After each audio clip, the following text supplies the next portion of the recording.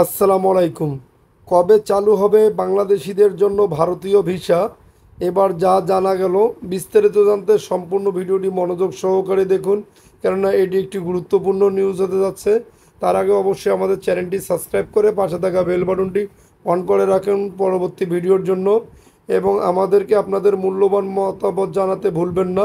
কমেন্টের মাধ্যমে আপনাদের মতামত জানাতে পারেন আমাদেরকে। বাংলাদেশ ও ভারতের মধ্যকার সম্পর্কে বড় ধরনের ছন্দপতন ঘটেছে গত বছরের 5 আগস্টের পর। ছত্র বিক্ষোভ ও গণ অভ্যুত্থানের মুখে শেখ হাসিনা ক্ষমতাচ্যুত হয়ে দেশ ছেড়ে ভারতে আশ্রয় নিলে দুই দেশের সম্পর্ক তলানিতে গিয়ে ঠেকে।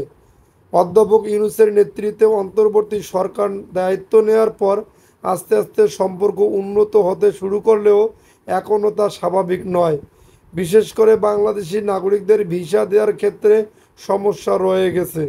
শেখ হাসিনার সরকারের পতনের পর অস্থিতিশীল পরিস্থিতিতে ভিসা আবেদন কেন্দ্রগুলো অনির্দিষ্টকালের জন্য বন্ধ ঘোষণা করা হয়।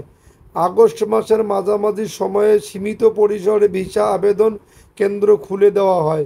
এরপর 16 আগস্ট ভারতের পররাষ্ট্র মন্ত্রণালয়ের তরফ থেকে বলা হয়, পরিস্থিতি স্বাভাবিক না হওয়া পর্যন্ত কেবল সীমিত পরিসরে জরুরি ও মেডিকেল ভিসা ইস্যু করবে ঢাকায় ভারতীয় হাইকমিশন।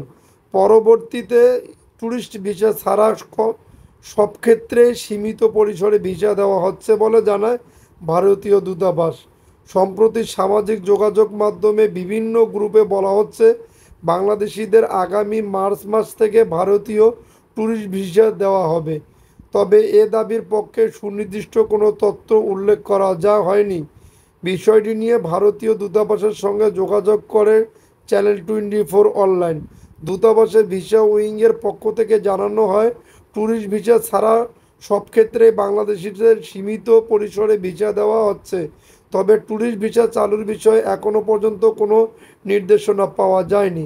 এছাড়া যেসব বাংলাদেশি ভারতে গিয়ে তৃতীয় দেশে যাওয়ার জন্য ভিসা প্রসেসিং করে, তাদের ডাবল এন্ট্রি ভিসার জন্য প্রয়োজনীয় কাগজপত্র জমা নিয়ে তা যাচাই বাছাই করে স্লট দেওয়া হচ্ছে বলেও জানান তারা।